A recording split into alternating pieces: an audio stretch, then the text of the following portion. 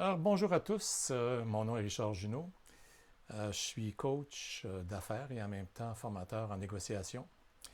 Et puis, ce matin, je donnais une formation de négociation justement, puis ça m'a rappelé une histoire que j'utilise souvent dans les formations, qui est celle de l'utilisation de la phrase «c'est ton choix». OK?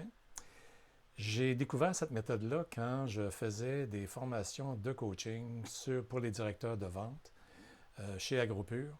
Et puis, ma mission après la formation, c'était de suivre les directeurs et directrices de vente qui devaient coacher leurs représentants, représentantes en allant dans les magasins comme IGA, etc.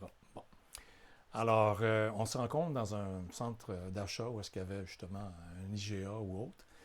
Et puis, la façon que ça fonctionne, c'est que j'embarque dans le véhicule de la gestionnaire, en fait, de la chef d'équipe. Et puis, mon idée là-dedans, c'est d'arriver de la suivre toute la journée pour voir comment elle coach ses représentantes.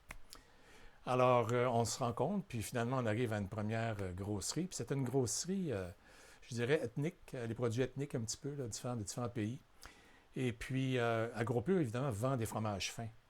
Et puis, peut-être vous ne le savez pas, mais il y a un gros markup sur le fromage fin parce que il y a beaucoup de pertes. Puis quand il y a de la perte, évidemment, il y a perte d'argent. Ça veut dire que les magasins ne prendront pas trop de fromage fin ou d'autres sortes de fromages pour ne pas justement les perdre ou être obligé de les vendre vraiment à rabais. Alors, on rentre dans la première, épicerie, puis on arrive devant un tambour en plein milieu de l'allée. En fait, le tambour, c'est comme un endroit où on met toutes sortes de produits, puis il y avait beaucoup de fromages fins de différentes compagnies. Ça fait que la vendeuse dit à les deux frères, qui étaient les deux gestionnaires et propriétaires de l'épicerie, a mentionné, a dit, écoutez, elle le dit en anglais, mais je vais vous dire en français. Elle dit, je vous recommande de rajouter 2 SKU. Fait que là, j'arrête là, je fais une pause, là. Je regarde les deux frères, puis je vois que dans leur langage non-verbal, ils vont dire non. Mais elle utilise une petite phrase que j'ai simplement réalisée plus tard que ça pouvait influencer l'achat. Elle a dit, c'est votre choix, it's your choice. Puis aussitôt qu'elle a dit ça, les deux personnes ont changé dans leur langage non-verbal, puis ont dit, OK, c'est correct, allez-y, mettez-en. Ça m'a surpris, mais en tout cas.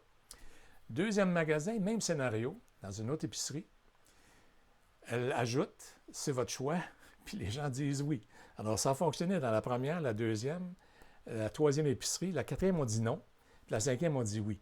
Mais entre la troisième et la quatrième, en me promenant, disons, dans la voiture avec le gestionnaire de vente, je pense à ça comme il faut, puis je me dis, OK, qu'est-ce que c'est qui se passe dans cette phrase-là? Puis là, j'ai réalisé que c'était un commandement enfoui. En fait, la façon que ça fonctionne, c'est que vous dites quelque chose à quelqu'un et puis vous rajoutez à la fin de l'action que vous voulez qu'il prenne en disant c'est votre choix. Dans le cas du fromage fin, c'est qu'elle disait toujours je vous recommande 2 SKU additionnels, c'est votre choix. Puis dans les 4 cas, en fait, sur 5, on dit oui. Puis après ça, j'ai testé cette technique-là. Puis après ça, j'ai donné des suggestions. Fait que si jamais vous voulez tester cette technique-là, ce que vous faites, c'est que, je donne un exemple, mettons qu'il y a 2 choix, soit aller au restaurant ou aller, on va dire clairement qu'il y a un choix, OK? Parce que vous pourriez faire les deux, mais en tout cas, on va dire seulement qu'il y a un choix.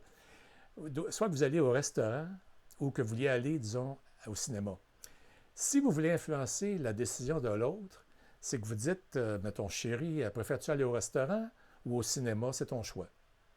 Voyez-vous le ton de la voix, là? C'est ton choix.